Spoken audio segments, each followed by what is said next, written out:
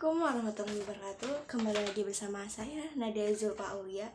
Saya dari kelas Min 22V. Di sini saya akan mempresentasikan sebuah bisnis plan seperti tawar keju. Yang pertama, profil usaha atau yang disebut dengan nama usaha. Usaha yang saya jalankan di sini adalah usaha di bidang makanan ringan yang bernama Stup Roti Tawar Keju. Nah, jadi Stup Roti Tawar Keju ini merupakan makanan berbentuk manis dan lembut. Teksturnya lembut, roti tawar sangat legit jika dipadukan dengan gurihnya keju. Perpaduan rasa dalam stup roti tawar keju dijamin akan membuat orang ketagihan. Lalu yang kedua, jenis usaha. Kami bergerak di bidang makanan ringan. Kami memilih kegiatan usaha ini karena telah terbukti bahwa mahasiswa sekarang lebih menyukai makanan yang tidak terlalu berat saat sarapan. Kenapa sih orang di zaman sekarang tidak terlalu memilih makanan berat untuk menjadikan sarapan? Karena apa? Yang pertama, seperti orang yang kerja di pagi hari itu akan membuat rasa ngantuk di jam 9. Jadi mereka memilih untuk memakan makanan ringan saat sarapan di saat pagi hari, agar nanti di siang hari mereka dapat menikmati rasanya lapar. Lalu lanjut lagi ya. Yang ketiga, bentuk usaha. Untuk usaha stup roti tawar keju ini berbentuk usaha perorangan atau milik sendiri, tidak memiliki kaitan dengan orang lain. Usaha ini kami buka mulai dari jam 9 sampai jam 8 malam. Lalu, lokasi usaha. Lokasi atau tempat usaha ini berada di sekitar GGM Majalengka. Lokasi ini sangat strategis untuk membuka usaha stup roti tawar keju. Next. Yang kedua, struktur organisasi. Struktur organisasi yang diterapkan dalam usaha ini berupa struktur organisasi sederhana. Karena usaha masih kecil, semua tanggung jawab saya kerjakan sendiri, mulai dari membeli bahan baku, memasak, dan mengantar makanan atau delivery ke konsumen. Lalu, yang ketiga, jenis produk usaha. Yang pertama, jenis produk. Jenis produk yang kami jual adalah olahan roti tawar yang sangat legit dan dipadukan dengan gurihnya keju. Yang kedua, alat dan bahan baku. Pertama, peralatan dapur seperti kompor gas, tabung gas, panci, dan spatula.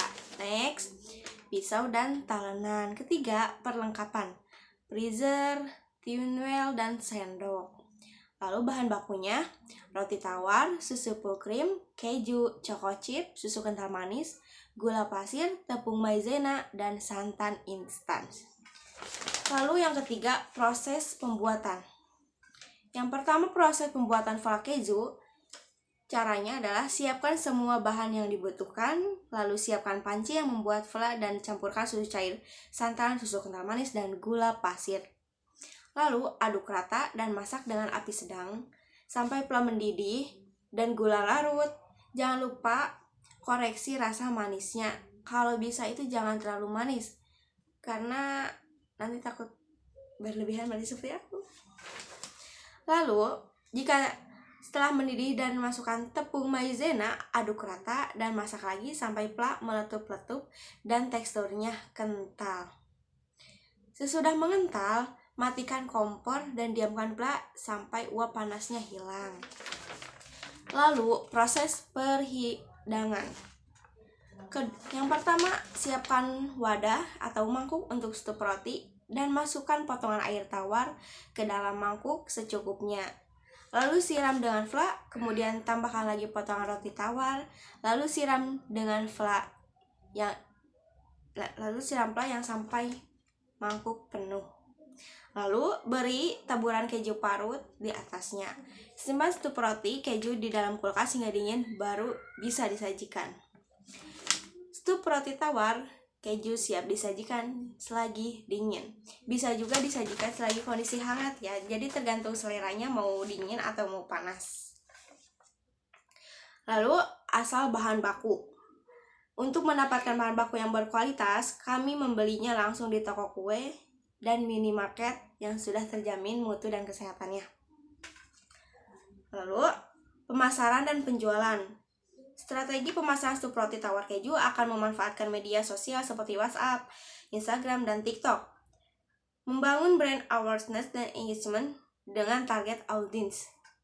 Penjualannya akan dilakukan secara offline atau online, yaitu melalui GoFood dan GrabFood. Kerjasama dengan kafe atau toko kue untuk sistem titip jual. Lalu, target penjualan kepada anak muda atau semua kalangan. Yang kelima, rencana keuangan. Jumlah dana yang dibutuhkan, lalu modal yang dimiliki berjumlah berapa, perkiraan pendapatan. Yang keenam, harus ada analisis SWOT. Yang pertama, strength, kekuatan, harga terjangkau, kualitas bahan baku yang baik, lalu pemasaran melalui media sosial yang efektif. Kedua, weakness atau kelemahan, usaha rintisan dengan brand awareness yang masih rendah, kurangnya inovasi rasa, kapasitas produksi terbatas.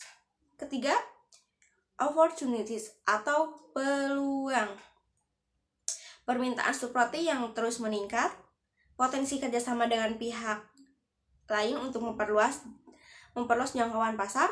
Ketiga, tren belanja makanan online yang semakin marak. Keempat, threats atau ancaman, persaingan ketat, kenaikan harga bahan baku, serta perubahan tren kuliner. Jadi untuk kalian semua yang mau pesan Suproti ke aku, boleh nanti chat di WhatsApp atau boleh japri ke aku. Mungkin segitu aja ya presentasi bisnis plan Suproti tawar keju dari saya. Kurang lebihnya saya minta maaf. Billahi taufiq wal hidayah. Wassalamualaikum warahmatullahi wabarakatuh.